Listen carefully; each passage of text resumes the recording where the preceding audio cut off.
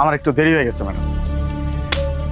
ছোট লোকের বাচ্চা, তুই জানিস না এই সময় আমি আসবো, আমি আসার আগে এখানে এসে থাকবি।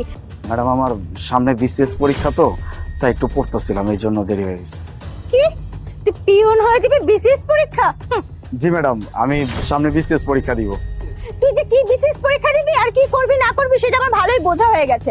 পিয়ন হয়ে এসেছে রাজা হওয়ার স্বপ্ন দেখতে, ছোট লোক কোথাকার। জি ম্যাডাম, আমি বিসিএস পরীক্ষা দিব, আমার জন্য দোয়া করবেন ম্যাডাম। কি ব্যাপার, এখানে কি হচ্ছে? না ম্যাম, কিছু না, এমনি আর কি। আপনি এখানে? আমি এখানে কি করছি সেটা তো বড় কথা না। আর আমি যদি এখানে না আসতাম তাহলে তো আমি আপনার এই কুকর্মগুলো দেখতে পারতাম না।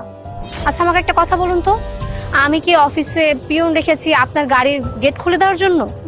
ম্যাডাম আমি তো আসলে আমি তো কি, শুনুন আপনাকে একটা কথা বলে রাখি, সে আপনার পোস্টে জুনিয়র বলে আপনি তার সাথে যা নয় তাই ব্যবহার করে যাবেন, আর সেগুলো আমি বরদাস্ত করব